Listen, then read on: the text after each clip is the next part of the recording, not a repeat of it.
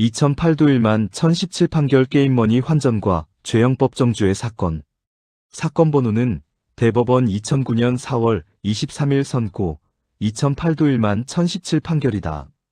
이 사건은 온라인 게임에서 얻은 게임머니를 현금으로 사고 파는 영업이 형사처벌 대상이 되는지, 그리고 그 규정을 정한 법률과 시행령이 죄형법 정주에 위반되는지 여부가 문제된 사건이다. 사건 개요를 보면 다음과 같다.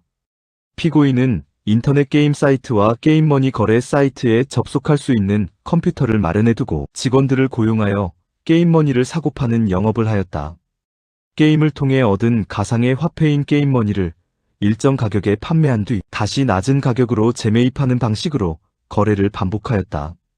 이 과정에서 수십억 원 규모의 거래가 이루어졌고 약 5천만 원 정도의 이익을 얻었다.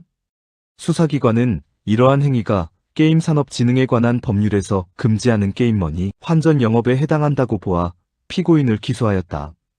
이에 대해 피고인은 여러 가지 법적 주장을 하였다. 먼저 게임머니 환전을 금지한 규정이 너무 불명확하여 어떤 행위가 처벌되는지 알기 어렵기 때문에 죄형법 정주의 명확성 원칙에 위반된다고 주장하였다. 또한 게임머니의 구체적인 범위를 대통령령에서 정하도록 한 것은 형벌 규정의 내용을 하위 법령에 맡긴 것이므로 포괄위임 금지 원칙에 위반된다고 주장하였다. 마지막으로 자신이 한 행위는 시행령이 만들어지기 이전에 이루어진 것이므로 이를 처벌하는 것은 형벌법규의 소급표 금지 원칙에 위반된다고 주장하였다. 이 사건의 쟁점은 세 가지였다. 첫째는 게임머니 환전을 금지한 법률과 시행령이 처벌 규정으로서 충분히 명확한지 여부였다. 둘째는 게임머니의 범위를 대통령령에 맡긴 입법 방식이 포괄위임 금지 원칙에 위배되는지 여부였다. 셋째는 시행령이 시행되기 이전에 이루어진 게임머니 환전 행위를 처벌할 수 있는지 여부였다. 대법원은 먼저 명확성 원칙에 대해 판단하였다. 형벌법규는 국민이 어떤 행위가 처벌되는지 미리 알 수 있을 정도로 명확해야 하지만 모든 행위 유형을 하나하나 구체적으로 열거해야 하는 것은 아니다. 법률의 목적과 규정 체계를 종합하여 일반인이 이해할 수 있다면 명확성 원칙에 위배된다고 볼 수 없다. 게임산업진흥에 관한 법률은 게임을 통해 얻은 점수, 경품, 가상의 화폐 등 유무형의 결과물을 환전하거나 환전 알선 또는 재매입하는 행위를 금지하고 있으므로 일반인도 게임머니 환전 영업이 금지된다는 점을 충분히 이해할 수 있다고 판단하였다. 따라서 해당 규정은 죄형법 정주의가 요구하는 명확성 원칙에 위배되지 않는다고 보았다. 다음으로 대법원은 포괄위임 금지 원칙에 대해 판단하였다. 법률은 게임을 통해 획득한 유무형의 결과물 가운데 대통령령이 정하는 게임머니 및 이에 유사한 것을 환전 대상으로 규정하고 있다. 대법원은 현대사회에서 모든 형사규범의 세부 사항을 법률로 규정하는 것은 현실적으로 어렵기 때문에 법률이 기본적인 범위를 정하고 구체적인 사항을 하위 법령에 위임하는 것은 일정 범위에서 허용된다고 보았다.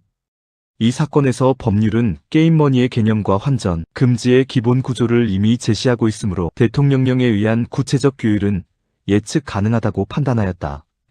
따라서 이러한 위임 구조는 포괄위임 금지 원칙이나 죄형법 정주의에 위배되지 않는다고 보았다.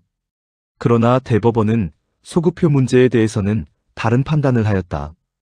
게임머니의 구체적인 유형을 규정한 시행령 조항은 2007년 5월에 시행되었다.